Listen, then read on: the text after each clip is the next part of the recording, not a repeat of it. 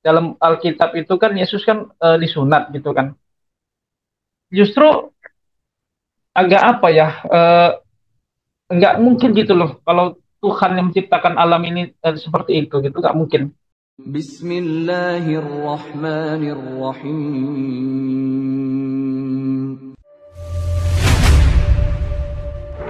يا أيها الذين آمنوا ادخلوا في السلم كافة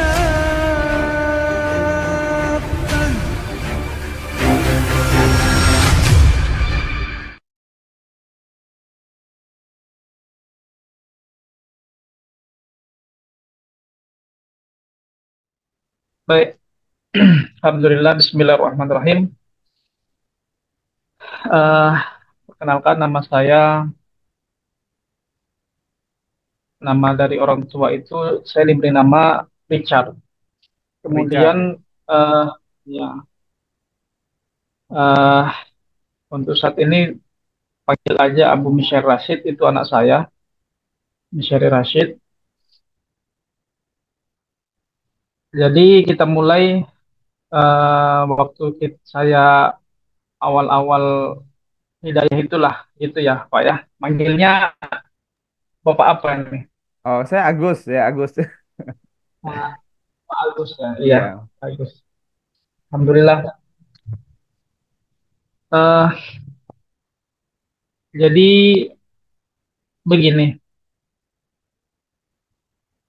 waktu itu kan saya ketika itu masih SD lah ya, mungkin SD kelas 2 atau kelas 3 saya kurang ingat. Saya ini terlahir dari Kristen, Protestan. Kebetulan suku saya ini suku Batak. Saya bermarga Saragi, kami dari Simalungun. Kalau sukunya itu Batak Simalungun. Eh, Saat ini di keluarga saya itu ayah saya, ibu saya, dan adik-adik saya semuanya masih Kristen. Jadi saya yang paling besar, saya abangan. Saya lah yang baru Islam dari keluarga kami. Di mana berawal sebenarnya dari saya kecil, dari SD, ketertarikan saya tentang sesuatu yang bukan hanya agama, yang tentang sesuatu hal itu saya sangat suka gitu. Orangnya suka cari tahu. Karena orang tua saya, ibu saya mengajarkan kalau kamu ingin mencari apa namanya, ingin menjadi orang yang cerdas, kamu harus rajin mencari tahu. Itu pesan ibu saya waktu itu. Itu selalu teringat dalam saya. Orang yang suka mencari tahu, maka dia akan menjadi cerdas. Maka ketika saya SD, saya berpikir, kita ini kan di dunia ini ya, banyak sekali agama, terutamanya di Indonesia ini. Yang paling saya kenal lah waktu itu di daerah kampung saya itu sebenarnya cuma dua saja yang menonjol, yaitu Islam dan Kristen. Saya tidak begitu paham ya agama di luar itu, seperti Hindu, Buddha, Yahudi gitu kan. Tapi yang di kampung saya, bahkan di Indonesia ini rata-rata yang paling banyak mungkin itu Islam dan Kristen. Maka dalam pikiran saya ketika saya SD kelas 3, dalam pikiran saya kami punya Tuhan masing-masing. Dan Tuhan kami itu pasti akan datang di akhir zaman untuk menolong kami dengan keyakinan kami. Waktu itu saya Kristen, maka saya yakin bahwasannya dalam keimanan waktu itu Kristen itu akan menunggu Yesus untuk datang kedua kali. Dan itu selalu diucapkan di gereja bahwasanya akan turun dari surga ya kan kedua kalinya. Maka saya berpikir kami menunggu Yesus sesuai dengan keimanan saya. Orang Islam ya pasti yang ditunggunya adalah Muhammad. Orang Hindu ya mungkin yang ditunggunya adalah dewa Hindu mereka. Begitu juga dengan Buddha, ya mungkin yang ditunggunya adalah Buddha kan begitu. Nah, jadi dalam agama itu saya berpikiran ya bahwasanya ya Tuhannya masing-masing itu pasti akan datang di hari kiamat nanti. Maka saya tetap pada pendirian saya, ya saya akan menunggu Yesus. Itulah yang saya imani gitulah. Nah, dan saya sangat yakin seperti itu ketika itu. Dan kita lihat saja nanti di hari kiamat, Tuhan siapa yang datang, kan gitu. Nah, akhirnya ketika saya SMP, tetap keingintahuan saya itu tentang agama ini sangat banyak sekali. Terutama ada pertanyaan-pertanyaan ketika itu kepada guru agama saya. Salah satunya begini, ketika guru agama saya menjelaskan Yesus disalib, ada 7 perkataannya. Perkataan yang pertama itu Eli Eli lama sabachthani. Saya tanya kepada guru saya, Bu, itu kan artinya Allahku, Allahku, atau kalau Eli, Eli ya, kalau dalam bahasa Ibrani itu El itu kan Tuhan. Misalnya Elroy, Ismail. Ismail artinya Tuhan mendengarkan. Gitu loh, makanya Tuhan mendengarkan Nabi Ismail itu. Jadi El bertambah I menjadi Eli artinya Tuhanku. Tuhanku, Tuhanku. Kenapa kau tinggalkan aku? Saya tanya kepada guru agama saya waktu menjelaskan itu, Bu, kenapa Yesus itu kan Tuhan kita? Kenapa dia memanggil Tuhanku, Tuhanku? Tuhan mana yang dia panggil lagi? Tapi ketika itu guru saya tidak bisa menjelaskan. Akhirnya berhentilah pencarian saya di situ karena guru saya berjanji nanti pertemuan selanjutnya saya akan terangkan. Tapi sampai saya SMA tidak diterang-terangkan. Sehingga berlanjut ke SMA, apa yang saya cari itu tadi ternyata ada sesuatu yang keliru. Jadi saya suka dulu berdebat dengan kawan-kawan di Islam ya, waktu saya SMA. Memang di kelas itu eh, mayoritas umat Islam. Tapi kita pun walaupun Kristen, kita tidak mau kalah dalam persaingan pelajaran gitu ya kan. Artinya kita pun punya prestasi di situ. Sehingga kita suka dengan namanya saling diskusi lah, diskusi argumentasi. Nah, kebetulan saya suka membaca buku-buku tentang apa namanya itu, tentang azab-azab di apa namanya di majalah Hidayah. Nah, majalah Hidayah ini kan banyak kisah-kisah nyata itu tentang azab-azab kubur. Kalau kita umat Muslim nanti yang mau masih mencari, mungkin majalah Hidayah sekarang mungkin nggak tahu entah masih ada lagi, tapi yang lama-lama boleh dicari itu sangat berkesan sekali bagi saya itu azab kubur. Nah, orang-orang yang dulunya di dunia dia melakukan ini, kemudian kuburnya nanti menyempit dan sebagainya kan, kemudian nanti segala macam itu buat saya tertarik gitu. Nah, kebetulan di majalah Hidayah itu ada kisah tentang eh, hari kiamat, kedatangan Dajjal. Saya itu baru pertama kali itulah mendengar kata-kata atau kalimat Dajjal.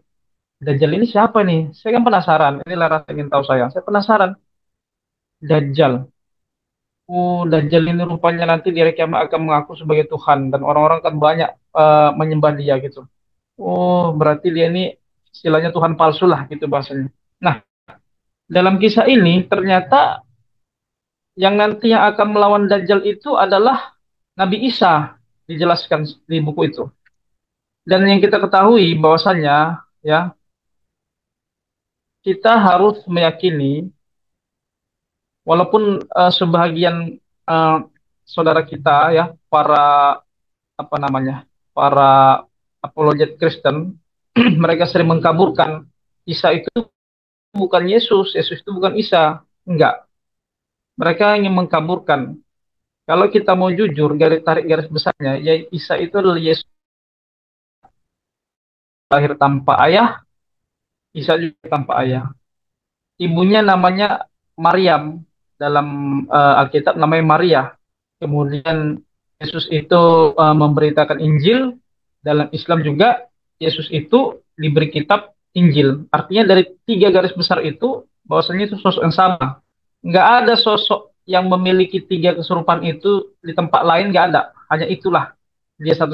Nah, Jadi saya berkeyakinan ya Isa itu adalah Yesus.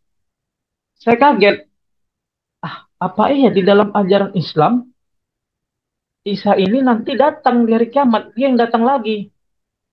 Saya pikir ketika dulu orang Islam itu menunggu Muhammad seperti itu. Karena kita dulu kalau ya banyaklah orang awam sekarang pun lah, orang awam lah sekarang. Ketika ditanya, pasti Islam itu adalah pengikut Muhammad. Kristen itu pengikut Yesus. Pasti seperti itu. Seolah-olah dua sosok ini sesuatu yang bertolak belakang. Kamu Islam, kau pengikut Muhammad, daripada kau pengikut Yesus kan gitu. Jadi menunjukkan seolah-olah dua sosok yang berbeda jalan pandang gitu. Nah, jadi saya agak aneh membaca buku Majalah Hidayah ini. Kenapa di dalam buku Islam, Majalah Hidayah, kenapa justru disebutkan Isa yang datang nanti di hari kiamat, bukan Nabi Muhammad? Saya tanya kepada kawan saya yang Islam, ini cerita ini benar, saya bilang. Cerita apa? Ini cerita Dajjal ini. Iya benar ini ceritanya ini. Memang benar, Isa ini kan yang ibunya Maria itu kan, yang dia lahir tanpa ayah. Iya. Loh, kalian menunggu dia nanti datang di hari kiamat.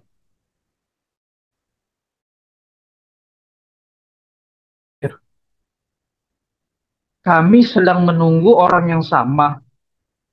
Tapi kok dia Islam aku agak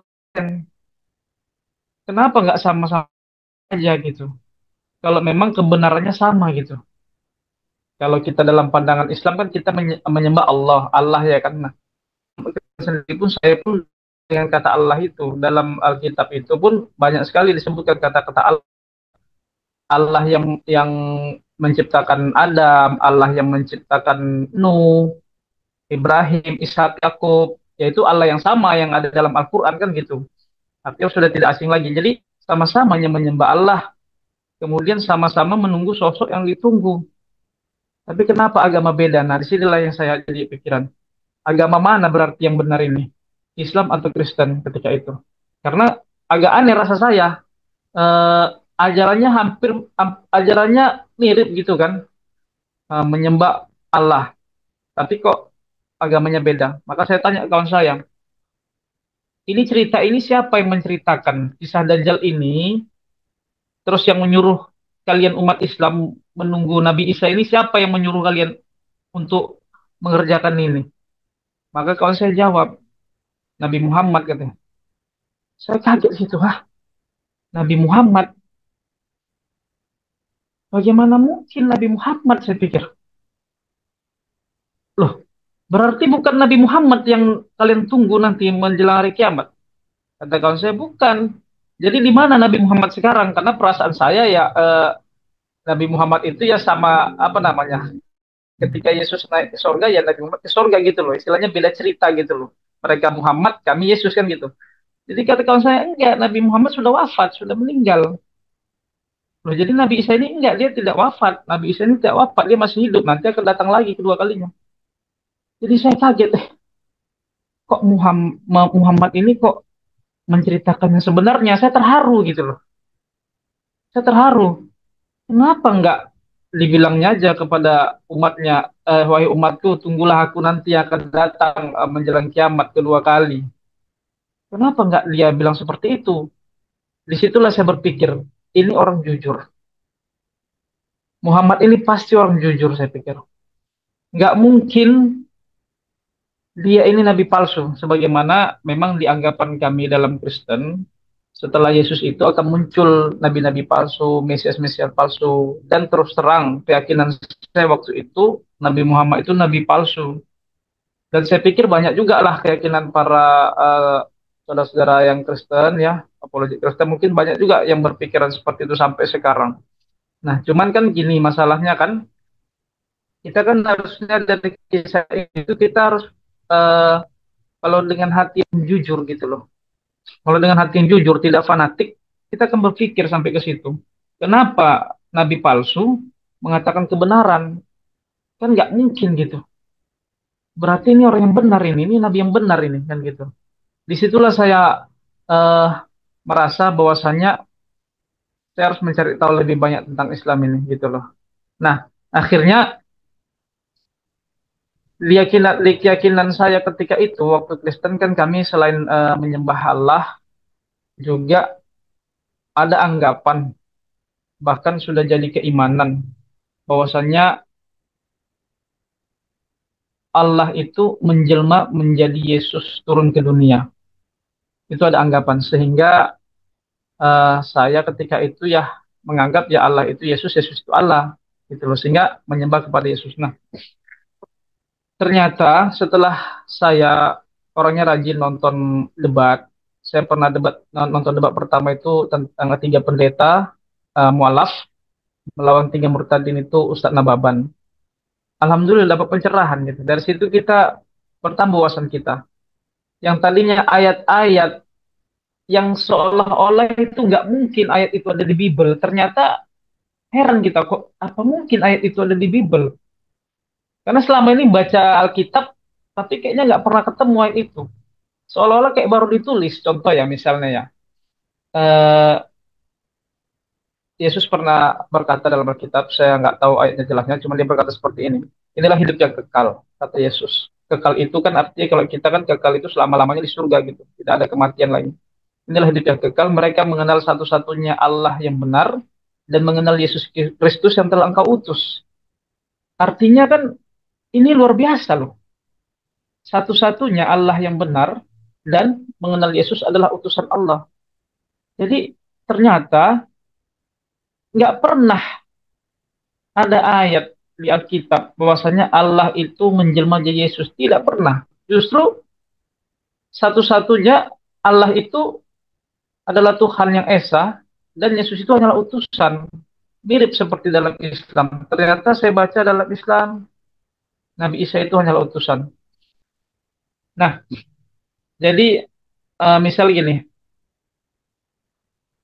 ada ayat-ayat di alam Al-Quran yang membuat saya itu semakin takjub bahwasanya sebenarnya Tuhan yang menciptakan kita semua, baik Tuhannya Yahudi, Tuhannya Nasrani, Tuhannya Kristen, atau Tuhan Islam, sebenarnya itu Tuhan yang sama.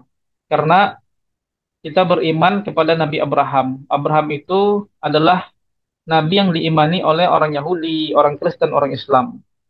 Nah, kemudian kita beriman juga kepada Ishak, anak daripada Nabi Abraham. Begitu juga Yahudi, begitu Kristen. Nah, artinya kita bisa ambil kesimpulan bahwasanya sebenarnya Allah yang menciptakan dunia ini yang diyakini oleh orang Yahudi, Kristen, dan Islam itu sebenarnya sama, sosok yang sama. Kita nggak berbicara agama Ardia, karena kita tahu misalnya kalau Islam, Kristen, Yahudi ini kan disebut sebagai agama langit, agama sama. Artinya menerima wahyu dari langit. Sedangkan seperti agama Ardi itu kan Buddha Hindu. Kita nggak bahas ke situ karena kita bahas yang masih ada kecocokan lah gitu. Nah, yang saya ambil, saya tangkap, ternyata Allah itu hanya mengirim utusan-utusannya. Intinya untuk supaya manusia ini menyembah Dia yang Esa. Terserah mau utusannya itu mau dikirim ke Palestina, terserah mau utusannya itu mau dikirim ke Arab, terserah mau utusannya itu mau dikirim ke Jordan. Yang penting utusannya itu menyampaikan suara yang sama, tidak disembah kecuali Allah. Dan mereka para nabi hanya utusan Allah. Contoh, Nabi Ishak itu anak Nabi Abraham. Dia dikirim ke Palestina. Palestina itu ada Baitul Maqdis atau Masjidil Aqsa. Masjidil Aqsa ini kan artinya kan tempat sujud, masjid. Itulah dakwahnya Nabi Ishak di situ untuk supaya orang-orang menyembah kepada Allah Tuhan yang Esa. Makanya orang-orang Yahudi sampai sekarang mereka itu tauhid, mereka bertauhid menyembah kepada Allah. Mereka nggak menyembah berhala, nggak membuat patung dan sebagainya. Mereka tetap bertauhid menyembah kepada Allah sebagaimana mengikuti dakwahnya Nabi Ishak. Kemudian Nabi Ismail, anak daripada Nabi Ibrahim juga dikirim ke Mekah. ke daerah Mekah. Untuk apa? Mentauhidkan Allah juga, mengesahkan Allah. Artinya, kalau selama ini mungkin dulu saya berpandangan Ishak ini bermusuhan dengan Ismail. Pandangan saya dulu ya. Kenapa? Karena begitu yang tertulis di kitab saya dulu. Bahkan orang Yahudi itu kan tidak mengakui Ismail ini. Orang Yahudi tidak mengakui Ismail. Mereka hanya mengakui Ishak. Begitu. Sehingga seolah-olah ada pertentangan yang besar. Padahal kalau dalam Islam sendiri, Masya Allah luar biasa.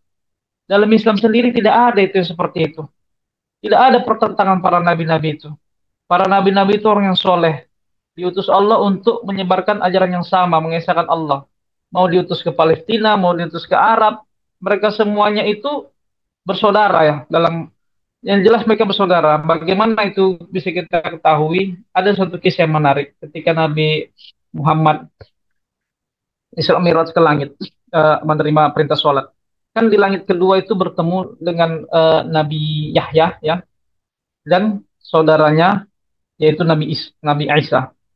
Artinya Nabi Muhammad bertemu dengan Yohanes dan Yesus kalau dalam bahasa ini ya bahasa Yunani ya. Jadi yang anehnya kan kalau kita lihat kan harusnya kalau Muhammad dan Yesus itu terus dua orang yang bermusuhan pasti nggak mungkin mereka bersalaman. Assalamualaikum seperti itu kan. Keselamatan bagimu wahai Nabi yang dirahmati Allah. Keselamatan bagimu Isa. Luar biasa sekali. Di situ saya luar biasa sekali. Dulu saya beranggapan ketika saya masuk Islam, saya pasti akan meninggalkan Yesus saya yang tercinta. Saya pasti akan meninggalkan itu. Saya pikir seperti itu. Karena otomatis, pasti saya tidak mengenal Yesus lagi. Saya akan mengenal Muhammad. Ternyata enggak. Justru Nabi Muhammad itu banyak sekali memuji Yesus dalam hadis-hadisnya. Memuji anak Maria ini dalam hadis-hadisnya. Bahkan Al-Quran sendiri, kalau kita boleh jujur, Allah Subhanahu Wa Taala sendiri memuji Yesus ini dan ibunya sekalian. Bahkan satu-satunya kalau kita mau jujur, dalam Al-Quran itu hanya ada satu surat yang namanya itu nama perempuan yaitu Maryam. Nggak ada nama perempuan di dalam surah Al-Quran itu kecuali ibunya Yesus. Bahkan ibunya Nabi Muhammad aja Aminah nggak ada surah Aminah. Bahkan kalau kita lihat apa namanya nggak ada lah disebutkan di situ nama perempuan kecuali ibunya Yesus. Artinya saya berpikir wah luar biasa sekali ini. Istrinya Nabi Muhammad aja nggak ada disebutkan dalam surat dalam Al-Quran. Ya, ibunya Nabi Muhammad nggak ada, tapi ibunya Yesus disebutkan. Berarti kan menunjukkan Allah sendiri tidak ada masalah dengan istilah-istilah Yesus ini. Ternyata Islam itu tidak meninggalkan Yesus. Yesus itu dimuliakan namun diletakkan pada tempatnya sepatutnya, yaitu sebagai nabi, sebagai utusan Allah, bukan sebagai eh, bukan sebagai Allah yang menjelma jadi manusia. Contoh misalnya dalam Quran surat Al-Maidah ayat 17 kalau tidak salah, itu kan disebutkan Allah Subhanahu wa taala berfirman, A'udzu billahi minasyaitonir rajim. Laqad kafaral ladzina qalu innallaha huwal masih ibnu Maryam. Telah kafirlah orang-orang yang berkata bahwasanya Allah itu adalah Al-Masih putra Maryam. Jadi sebenarnya saya berpikir saya itu kalau seandainya saya di dalam tetap dalam Kristen, pasti saya termasuk golongan orang kafir. Karena Allah sudah menyebutkan dengan jelas orang-orang yang mengatakan Allah adalah Isa putra Maryam itu adalah Allah, Allah adalah Isa, itu telah kafir, telah ingkar, tertutup. Maka dalam surat Al-Bayyinah ayat 9 kalau tidak salah, kalau kita boleh apa namanya membacakan eh bentar ya, ini saya ada apa?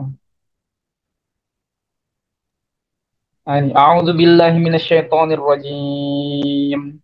Innal ladzina kafaru min ahlil kitab wal musyrikin fi nari jahannam khalidina fiha. Jadi orang-orang yang kafir dari ahli kitab itu berada dalam neraka kekal selama-lamanya.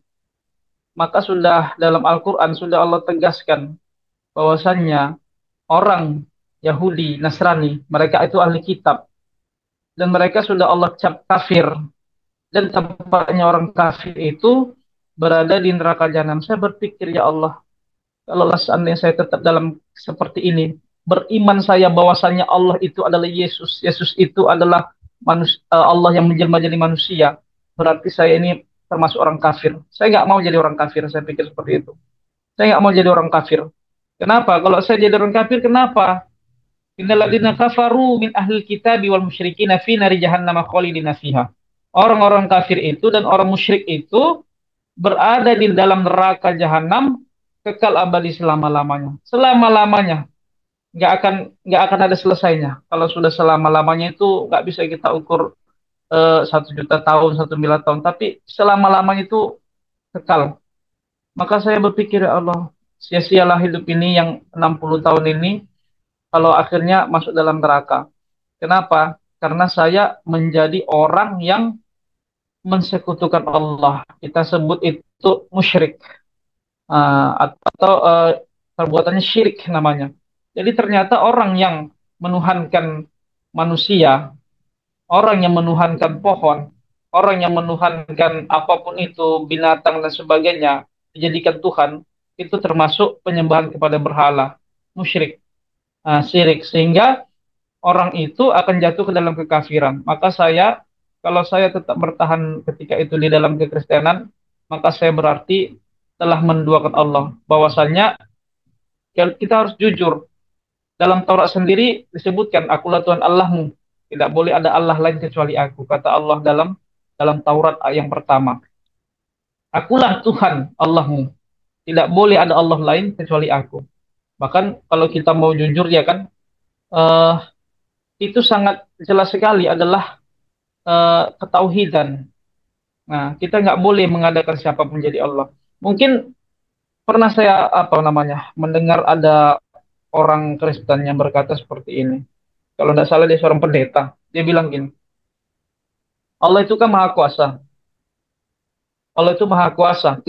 Yang maha kuasa berarti dia bisa segalanya, termasuk menjadi manusia katanya kan. Nah, termasuk jadi manusia. Justru kalau Allah itu nggak bisa jadi manusia, berarti dia nggak kuasa kata kata beliau. Nah, dalam Islam, konsep keislaman itu Allah kan menciptakan sesuatu itu tinggal berkata kun, jadilah, maka fayakun, maka terjadilah. Artinya apa? Kalau Allah mau menciptakan matahari, tinggal ciptakan matahari. Kalau Allah mau ciptakan bulan, tinggal ciptakan bulan. Kalau mau menciptakan manusia, tinggal ciptakan manusia. Nggak perlu Allah itu harus jadi matahari, kemudian berubah lagi jadi bulan, kan ribet sekali. Artinya justru malah nggak kuasa gitu loh. Kelihat jadi malah tidak kuasa. Mau jadi bulan, harus berubah dulu jadi bulan. Nanti mau jadi matahari, harus berubah dulu jadi matahari. Mau jadi manusia, harus berubah dulu, kan ribet. Tapi justru dia itu akan jadi maha kuasa ketika dia nggak perlu jadi berubah apa-apa, tinggal bilang aja, jadilah Yesus, jadi. Karena nanti orang akan berpikiran, orang sekarang ini agak aneh saya lihat ya, apalagi para pemikir filsafat ya. Mereka itu berpikiran pada Allah itu bisa segalanya. Akhirnya kalau ditanya bisa jadi iblis, ya bisa berarti karena bisa jadi segalanya. Nah, di situ kan kita secara tidak langsung kita telah melakukan penghinaan kepada Tuhan. Kenapa?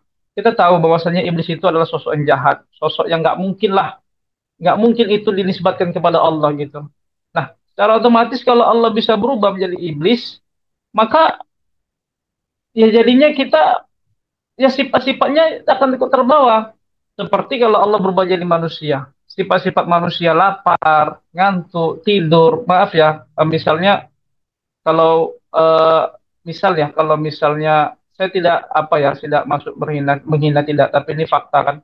Dalam Alkitab itu kan Yesus kan disunat gitu kan. Justru agak nggak mungkin gitu loh kalau Tuhan yang menciptakan alam ini seperti itu gitu, nggak mungkin.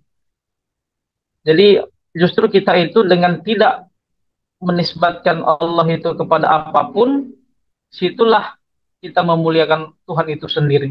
Karena Tuhan itu sendiri tidak menyerupai makhluk apapun. Akhirnya saya masuk Islam karena sudah banyak juga ayat-ayat Al-Quran yang saya baca. Bahkan saya sampai pernah ini loh, apa namanya, ditambah Allah. Entah bagaimana, kita ketika baca Al-Quran itu kayaknya memang kalau orang-orang yang mau ditunjukkan hidayah sama Allah, ayat-ayat Al-Quran itu menjadi penguat. Contoh gini misalnya, ketika saya itu dalam keadaan sedih gitu kan, ketika saya itu dalam keadaan ada keraguan, maka kan ada surah-surah Al-Baqarah itu kan, yang paling harusnya orang yang cerdas, orang yang berakal, harusnya ketika dia membaca ayat itu, dia semakin takjub dengan Al-Quran. Kenapa? Karena Al-Quran itu tidak bisa dirubah. Dalam Alkitab saya dulu memang ada tulisan juga bahwasanya seperti ini. Siapa yang merubah isi kitab ini, maka Tuhan akan menarik keberkahan dalam hidupnya, berkat dalam hidupnya. Artinya memang ada ayat, tapi di situ hanya ayat ancaman gitu loh, bukan ayat jaminan. Artinya manusia diancam kalau kamu rubah kitab ini nanti akan kutarik keberkatan. Tapi namanya manusia kan kadang-kadang diancam kan nggak takut gitu. Nah, sedangkan dalam Al-Quran dia beda. Al-Quran ini bukan ancaman, tapi justru tantangan. Nah, Allah itu malah menjamin Al-Quran itu nggak akan bisa dirubah, bahkan menantang gitu loh. Nah, kalau tadi mewanti-wanti agar manusia jangan rubah, kalau rubah akan tidak diberkati gitu. Jadi masih ada kesempatan bisa dirubah gitu. Sedangkan Al-Quran enggak. Dalam Al-Quran Allah berfirman seperti ini. A'udzu billahi minasyaitonir rajim. Wa in kuntum fi raibin mimma nazzalna ala 'abdina fa'tu bisurah فأتوا بسورة من مثله وادعوا شهداءكم من دون الله إن كنتم صادقين فإن لم تفعلوا ولن تفعلوا فاتقوا النار التي وقودها الناس والحجارة أعدت للكافرين. Luar biasa ya ayatnya ya. Jika kamu tetap dalam keraguan tentang Al-Quran yang kami turunkan kepada hamba kami Muhammad. Jadi kalau ragu kita kepada Al-Quran itu, maka buatlah satu surah yang semisal dengan Al-Quran. Ajaklah penolong-penolong selain Allah. Artinya semua itu bisa diajak siapapun dia kecuali Allah. Jika kamu merasa kamu orang yang benar. Tapi jika kamu tidak mampu membuatnya, dan pasti kamu tidak akan mampu, kata Allah. Aneh ini. Allah itu mengasih tantangan, tapi dia langsung mengasih klaim bahwa nggak akan mampu gitu. Jika kamu tidak mampu membuatnya, dan pasti kamu nggak akan mampu. Takutlah pada api neraka, yang bahan bakarnya adalah manusia dan batu yang disediakan bagi orang-orang kafir. Di sini luar biasa ya. Jadi orang yang dia tadi ragu, tidak percaya, maka dia akan menghadapi api neraka yang disediakan bagi orang-orang kafir karena dia tidak bisa ternyata membuat atau meniru Al-Quran. Saya berpikir dulu gini, apa mungkin Al-Quran ini nggak bisa dirubah? Saya pikirkan, ah, kan bisa aja saya rubah tulisannya, saya pikir. Contoh, kalau ada garis atas, saya rubah jadi garis bawah. Kan bisa, manusia buat seperti ini, memang bisa. Tapi ketika itu dibacakan, disitulah orang-orang yang hafal Al-Quran kan tahu. Misalnya, Qul ya ayyuhal kafirun, kan gitu. Kalau dirubah jadi ayyuhal fakirun, kan orang ketahuan. Nah, disitulah ternyata. Kenapa? Karena Al-Quran itu rupanya diperintahkan untuk dihafalkan. Beda dengan kitab saya dahulu. Sehingga kalau kitab saya dibaca, saya pikir kalau dirubah sedikit aja nggak akan ketahuan gitu loh. Nah, disitulah luar biasanya Allah, bahwasannya dengan adanya para hafiz-hafiz Al-Quran, ternyata Al-Quran itu akan ketahuan jika dibacanya berbeda gitu. Nah, kemudian satu ayat lagi yang membuat saya masuk Islam, dalam juz 28 kalau tidak salah, Quran surah As-Saff ya kan, seperti ini. Jadi, seperti yang saya katakan tadi, intinya Allah itu hanya menyuruh utusannya untuk menyembah dia. Tujuannya itu aja yang paling penting dulu. Bahwasanya utusannya itu hanya menyampaikan kepada semua manusia bahwa Allah itulah Tuhan yang esa, pencipta langit dan bumi. mau siapapun utusannya, mau dikirim kemanapun ke Palestina, intinya tujuannya sama. Nah, jadi mereka itu seperti estafet gitu loh. Seperti estafet gitu. Setelah ini, setelah ini meninggal, ini. Intinya menyampaikan yang sama. Jadi nggak ada itu perselisihan, perkelahian, permusuhan antara Yesus dan Muhammad, antara Musa dan Yesus. Nggak ada. Mereka nggak kenal dengan nama seperti itu. Justru kita meyakini umat Islam, semua mereka itu nanti akan di surga. Mulai dari Nabi Nuh, Nabi Adam, Nabi Nuh, semua Abraham, Ishak, Yakub, Ismail. Bahkan kalau orang-orang Yahudi benci dengan Ismail dan sebagainya, dalam Islam enggak. Semua mereka itu utusan Allah, menyampaikan perkara yang sama, pasti di surga bersama-sama, senang bersama-sama. Nah, buktinya apa? Dalam Al-Quran Allah sebutkan kan begini. Quran surah As-Saff, A'udzu billahi minasyaitonir rajim. Bismillahirrahmanirrahim. وإذ قال عيسى ابن مريم يا بني إسرائيل إني رسول الله إليكم مصدقا لما بين يدي من التوراة ومبشرا برسول يأتي من بعد اسمه أحمد فلما جاءهم بالبينات قالوا هذا سحر مبين. Jadi ini unik ya, luar biasa ya. Ini kalau boleh jujur, termasuk ayat yang membuat saya masuk Islam. Jadi dalam ayat ini dijelaskan, dan ingatlah ketika Isa, kalau Isa bin Umarnya Bani Israel, ketika Isa berkata kepada Bani Israel, ini Rasulullah ilaikum, sesungguhnya aku utusan Allah kepadamu, musaddiqal lima baina yadayya minat Taurat yang basyiram. Jadi, dan membenarkan kitab yang datang sebelumku yaitu Taurat, wa mubasysyiran. Ini yang paling unik ini. Kalau kita mau jujur. Wa mubasysyiran kan di situ disebutkan dan memberi kabar gembira. Coba perhatikan kabar gembira. Saya dulu ketika SD kita sudah tahulah waktu kita Kristen bisa ditanya sama orang Kristen manapun. Injil itu artinya apa? Pasti guru agama mereka akan jawab, Injil itu artinya kabar gembira. Saya terkejut itu. Kok begini ya kata Yesus ya? Wa mubasysyiram dan akan memberikan kabar gembira. Jadi benar nih kan gitu. Apa kabar gembiranya? Bi rasuli ya'ti min ba'di ismuhu Ahmad. Akan bernama Ahmad.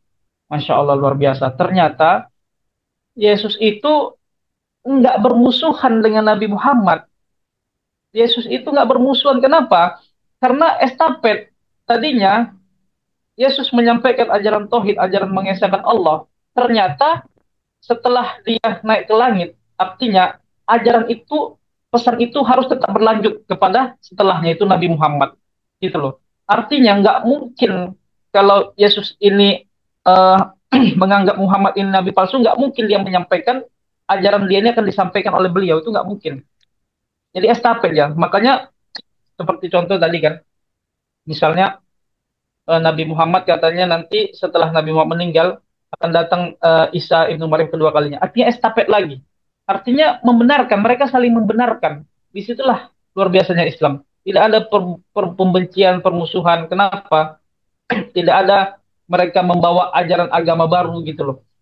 Artinya Yesus nggak takut kalau pengikutnya nanti menjadi pengikut Muhammad. Dan Muhammad juga nggak takut kalau pengikutnya jadi pengikut Nabi Isa. Nggak ada ketakutan. Kenapa? Karena mereka kedua-duanya mengerti bahwasanya mereka itu hanya rasul. Mereka itu hanya menyampaikan mengesahkan Allah. Nah, intinya mereka hanya mau mengesahkan Allah. Mereka nggak akan takut pengikut Isa jadi pengikut Muhammad atau pengikut Muhammad jadi mengikuti Isa. Nggak akan takut mereka. Sehingga mereka estafet seperti itu tidak ada masalah. Dan Al-Quran menjelaskan tadi seperti itu ya, estafet tadi ya. Bahwasanya Iya. kabar gembira setelah datangnya seorang rasul setelahku yang bernama Ahmad atau Muhammad. Masya Allah. Eh, Mungkin itu saja ya. Mungkin banyak sekali sebenarnya Iya, ayat Ustaz. Al-Quran yang membuat saya itu masuk Islam. Kalau ini gimana, Ustaz? Proses masuk Islamnya itu di usia berapa, Ustaz? Dan apa aja tantangan-tantangan yang Ustaz hadapi di awal ya? Mungkin itu bisa diceritakan juga sedikit, Ustaz. Baik. Saya itu masuk Islam hari Jumat. Pas habis orang sholat Jumat semua, saya disyahadatkan. Kemudian tentunya saya sudah siap menerima siaran. Saya pasti nggak akan mungkin tinggal bersama orang tua, nggak akan mungkin karena pasti saya tidak akan bisa sholat dan sebagainya kan. Akhirnya saya kirim surat kepada orang tua saya dan surat itu sampailah di Sabtu pagi bahwasanya saya telah meluk Islam. Ternyata nggak semudah yang saya pikirkan. Eh, Terjadi perlawanan yang luar biasa ketika itu kerabat-kerabat itu menjemput saya ke sekolah saya. Bahwasanya terjadi inilah persisnya luar biasa lah bahwasanya orang tuanya begini sedang sakit begini-begini gitu kan, dia harus pulang, dia nggak bisa ini seperti ini di sini, nggak boleh seperti ini. Akhirnya saya dalam keadaan ketakutan, bagaimana ini bagaimana, tidak ada siapa-siapa yang eh, apa ya, orang-orang Islam yang tadinya melihat saya syahadat, tidak ada sama sekali satupun yang bersedia untuk mengawani saya ke sana. Itulah tantangan yang luar biasa. Akhirnya saya sendirian ke sana menghadapi semua orang tua dan kerabat semuanya kan. Aduh, kalau kita itulah, kalau nggak bisa saya ceritakan, disitulah pengalaman yang apa ya menurut saya, yang nggak pernah saya alami gitu loh. Akhirnya perjuangan luar biasa. Saya nggak mau ini ya. Memang ada sedikit apa dari orang tua saya, tapi insya Allah beliau berbuat seperti itu pun, kekerasan seperti itu pun karena cintanya kepada anaknya gitu kan, nggak mau anaknya masuk agama lain. Nah, artinya saya nggak akan menceritakan itu. Intinya memang adalah sesuatu yang mungkin kalau bisa dibilang pelanggaran hukum, tapi insya Allah itu memang maklumlah kita wajar. Nah, orang tua saya mungkin karena ya terbawa suasana kan seperti itu kan. Akhirnya singkat cerita, karena saya nggak akan mungkin keluar dari lingkungan itu sebelum saya kembali lagi ke Kristen, itulah persyaratan kemarin itu. Kalau saya masih mau tetap sekolah dan sebagainya, kalau enggak saya akan selamanya di rumah itu, tidak akan boleh kemana-mana, bahkan saya akan dikirim ke tempat lain gitu kan, yang mungkin terhindar dari mayoritas Islam, di mana itu ya orang-orang Kristen semua lah di situ kan, saya akan dikirim ke sana, mungkin tinggal di sana, sekolah di sana gitu. Akhirnya saya berpikir, ya Allah bagaimana ini kan, nggak mungkin saya ke sana gitu, bagaimana keimanan saya, bagaimana nanti saya sholat, bagaimana. Akhirnya saya dibawa, saya seperti apa ya, eh, muncul di pikiran saya jalan keluar gitu kan, ya terilhamilah seperti Allah memberikan jalan keluar gitu kan. Walaupun tadi awalnya gini loh, saya ketakutan yang luar biasa, memang setan itu luar biasa. Kita di situ betul-betul kita itu merasa menyesal sekali, kita dibuat itu perasaan yang was-was yang dikirim setan tadi, kita itu kayaknya dibisikkan, nah kita itu salah besar gitu loh. Apa yang kita pilih itu salah besar, kita durhaka kepada orang tua. Itulah perasaan yang saya rasakan ketika itu. Dan itu saya yakin itu dari setan. Kita dibuat semenyesal-nyesal mungkin. Tengok, Allah sendiri nggak menolongmu kan gitu istilahnya kan. Allah tidak menolongmu. Kau durhaka, karena kau durhaka. Jadi nggak mungkin Allah menolongmu. Allah itu durhaka kepada orang tuamu. Nah, sehingga saya merasa betul-betul saya salah di situ. Keputusan yang saya ambil saya salah. Lah, itulah luar biasa dari setan itu kan. Tapi akhirnya teringat saya lagi dengan kisah Nabi Ibrahim, bahwasanya Nabi Ibrahim itu orang yang sangat taat kepada kedua orang tuanya. Tapi kenapa dia memilih kepada Allah, tidak ikut orang tuanya? Ternyata itu jalan yang benar. Jadi artinya kita sebelum-sebelumnya itu sudah belajar juga bahwasannya bagaimana kalau saya masuk Islam Pak Ustadz? Apakah saya ini durhaka kepada orang tua saya? Sementara kan anak durhaka kan nggak boleh. Maka jawabannya itu kita Nabi Ibrahim. Nabi Ibrahim dia justru tidak durhaka karena memilih Allah dan memilih orang tua. Kita sebagai manusia yang beragama, ternyata kalau ada perbedaan dalam ketuhanan gitu loh. Yang satu mengajak kepada keesaan Allah, yang satu mengajak kepada unsur kesyirikan, maka kita pilih Allah yang menciptakan kita.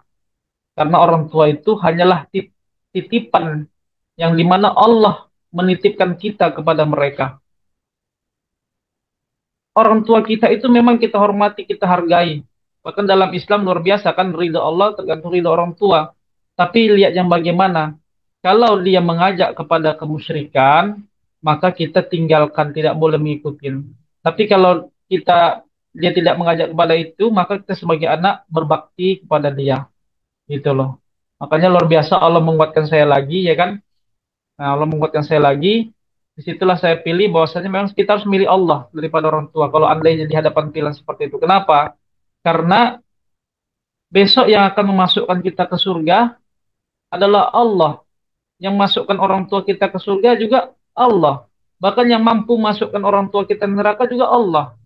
Yang memasukkan seluruh manusia ini ke neraka juga Allah. Maka sungguh kita kurang cerdas kalau kita malah memilih orang tua yang orang tua kita sendiri nggak tahu besok di surga apa di neraka gitu.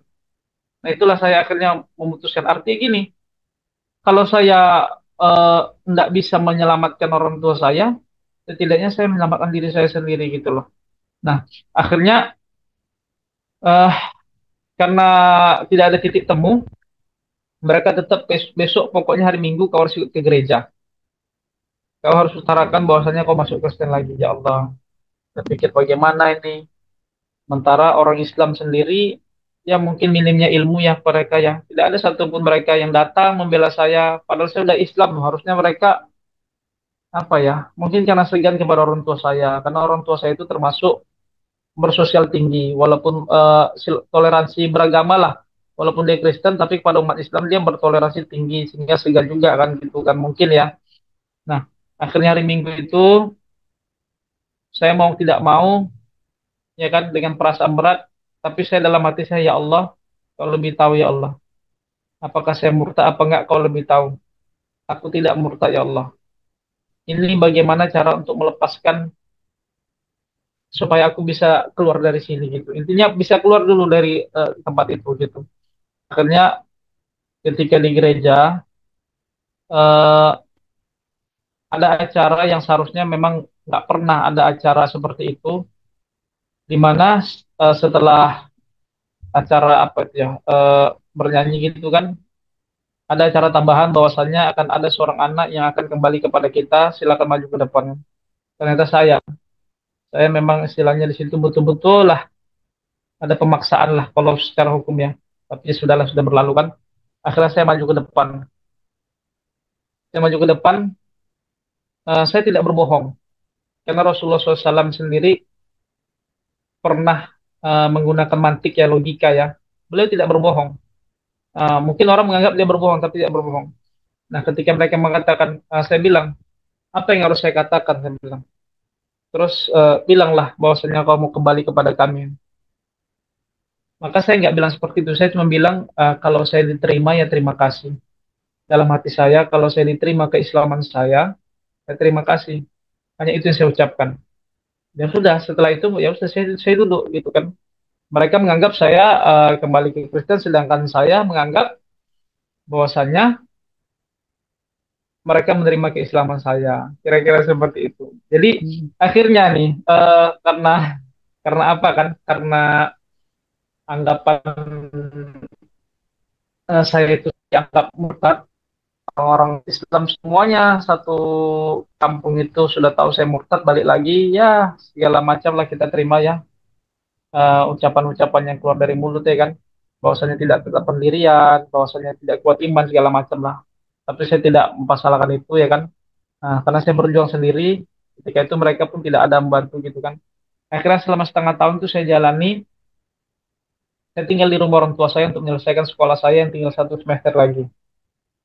Karena memang suasana ketika itu agak berat, pergi memang sangat sulit gitu loh. Agak gimana ya, memang tidak bisa lah, qadarullah lah sudah terjalani kan. Sekarang ini kan sudah terjalani, itu artinya sudah takdir Allah seperti itulah. Jadi setiap minggu saya ke gereja. Kemudian setelah pulang gereja saya sholat zuhur.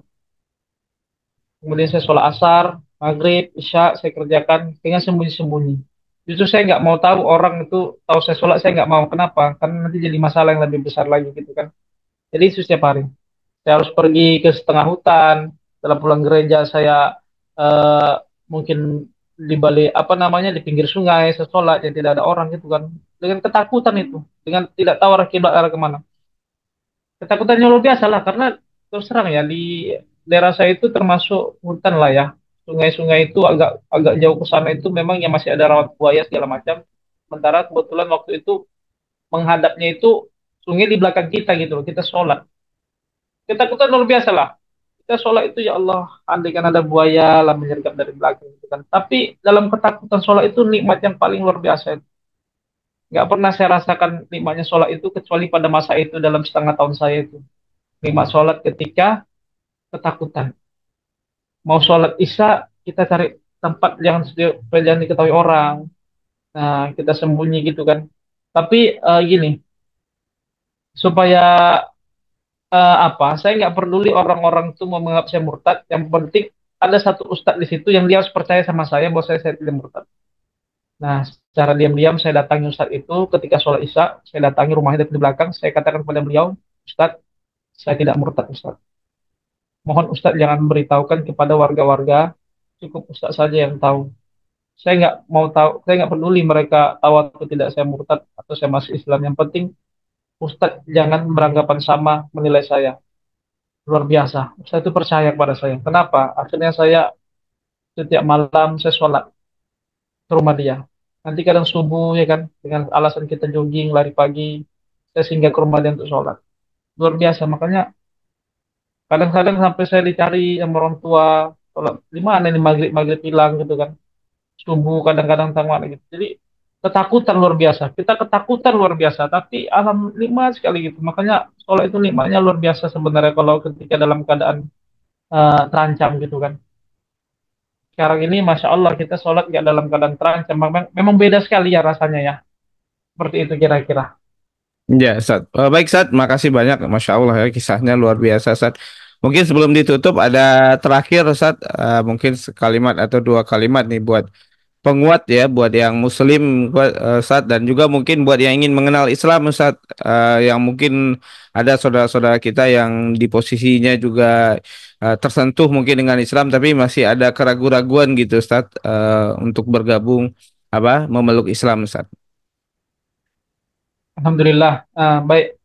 Eh, untuk saudara-saudara yang mungkin sedang belajar Islam, mungkin masih ada sedikit keraguan atau apa. Jadi seperti ini. Kalau kita melihat benar-benar lah, kita jujurlah bisa tanya kepada orang-orang Yahudi sana. Apakah mereka mencintai Yesus? Pasti jawabannya tidak.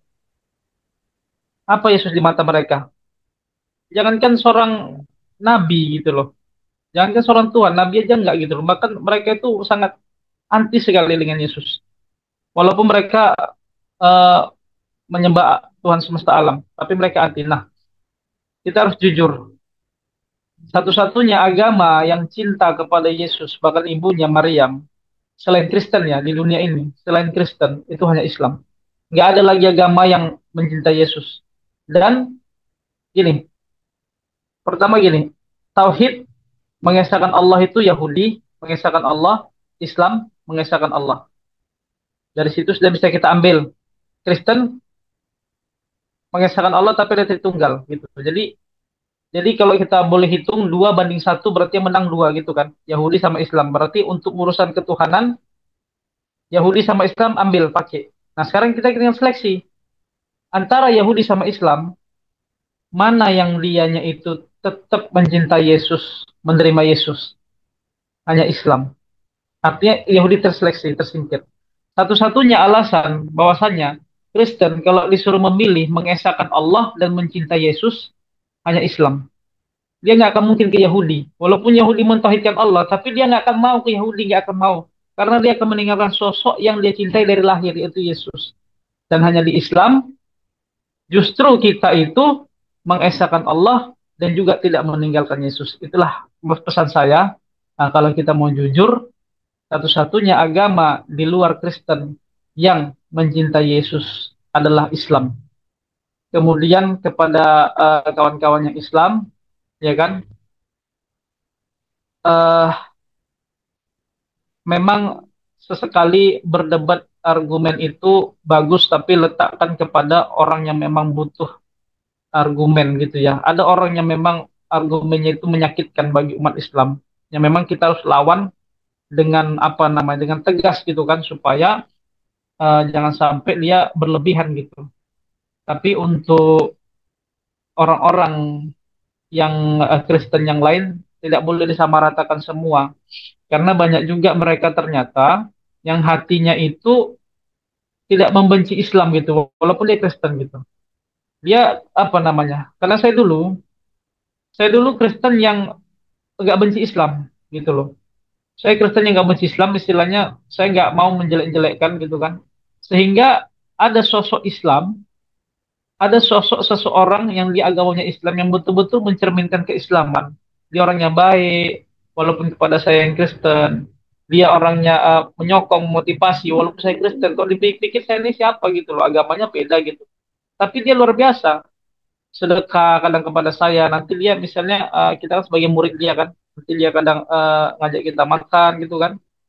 Padahal kan kalau orang kan kadang-kadang kan gini loh. Orang kadang-kadang melihat yang Kristen ini agak-agak eh, gengsi apa ya, gimana ya, banyak sih orang Islam itu nengok orang Kristen itu sebelah mata gitu loh, jijik lah, najis lah, segala macam gitu kan.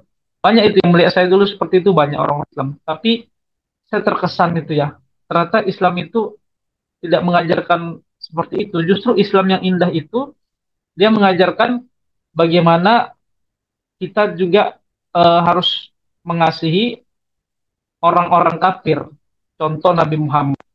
Walaupun dihina oleh orang buta Yahudi kafir, dihina setiap hari, tapi diberi makan, diberi makan, diberi makan, sampai beliau wafat. Luar biasa kan, hidayah. Kenapa? Karena itulah tadi ajaran Islam. Jadi Islam itu mana? Kalau kira-kira Kristen yang memang ada di dalam dirinya tidak ada kebencian dalam Islam, nggak apa-apa kita apa namanya berteman dengan dia untuk berdakwah. Nah gitu ya, bukan untuk yang lain-lain. Berdakwah, dakwah dengan apa? Yang dicontohkan Nabi. Bagaimana terhadap orang kafir harus berlaku adil, i'dilu wa aqrabu taqwa. Adil lah, karena adil itu dekat dengan takwa. Artinya nggak boleh pukul rata semua orang-orang Kristen itu eh, apa namanya pemberontak, benci Islam, enggak seperti itu. Nah, kira-kira seperti itu. Baik, Ustaz, jazakumullah khairan katsira, Ustaz, atas waktunya udah berkenan kembali, Ustaz. Masya Allah. Semoga bermanfaat, Ya, Ustaz, dan juga semoga jadi asbab hidayah ya bagi kawan-kawan yang lain yang menyimak video ini, Ustaz. Terima kasih banyak ya, Ustaz. ya Pak Gus. Ya, Ustaz. Assalamualaikum, Ustaz. Waalaikumsalam warahmatullahi wabarakatuh. Saya akhiri ya, Ustaz, zoomnya, Ustaz. Ya. Bismillahirrahmanirrahim. Assalamualaikum warahmatullahi wabarakatuh. Ya, kembali lagi ya teman-teman sekalian yang dirahmati oleh Allah Subhanahu wa taala. Bersama dengan saya Hendriko Santoso selaku narasumber di Ngaji Cerdas, mencerdaskan umat. Nah, teman-teman, di sini ada produk bagus nih. Namanya Sultan Parfum. Parfum para perindu surga. Nah, di sini ada 4 macam produk nih. Yang pertama, parfum dengan aroma Raudhah.